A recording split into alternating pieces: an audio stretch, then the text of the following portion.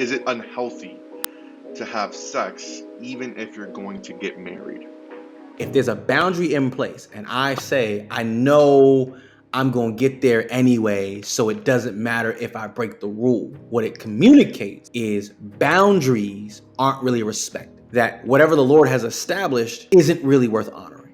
Compromise is a much bigger deal. Like the lie, the enemy, and the trick of it is it feels so small, right? Like what happened in the garden was an act of compromise, and that little bit of compromise wreaked death in us. And I think that a situation like that, like it can feel like a little thing, but compromise begets compromise. You know, we're talking about foundations and like where your marriage is starting and beginning. If you're beginning in a place of compromise, like it's no small thing.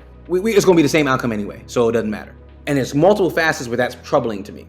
One area that's troubling to me is, so now when we're married, how do I know you're going to respect my boundaries? How do I know the Lord and what he institutes for this marriage is going to stay top priority if we were so willing to let that go before? Two, there is something about knitting people together when sex takes place. And because we think we'll get married, don't always mean we will. If we really will get married, then we wait. Because if it's worth it, it's worth waiting for. I guess if I just answered the question directly, yes would be my answer. It is wrong. But I think, again, what is the design of sex? What is the purpose of marriage? And I think the purpose of marriage is to reflect the picture of Christ in the church, right? That there is sacrifice, there is self-discipline. So sacrificing my own desire, making a commitment, and then consummating that commitment. And even going back to Genesis, for this reason, a man will leave his father and mother, and the two become one flesh. That really, in God's design, sex is marriage. If that's the question at the forefront of your mind, I think you've put sex at the wrong place.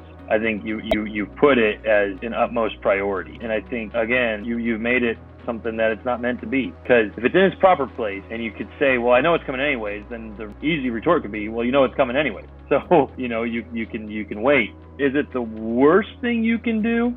No, it's not.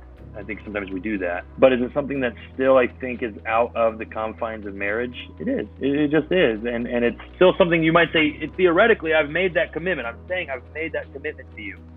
But I hold maybe more an old school fashion of, but there's still a bit of a process that we go through here that I think the Bible doesn't necessarily clearly always say, here's how you do the typical Western wedding ceremony. But I do think there's something to be said of the two coming together as one. And that one isn't just sexual. That one is the unity, the before God and before others and things like that.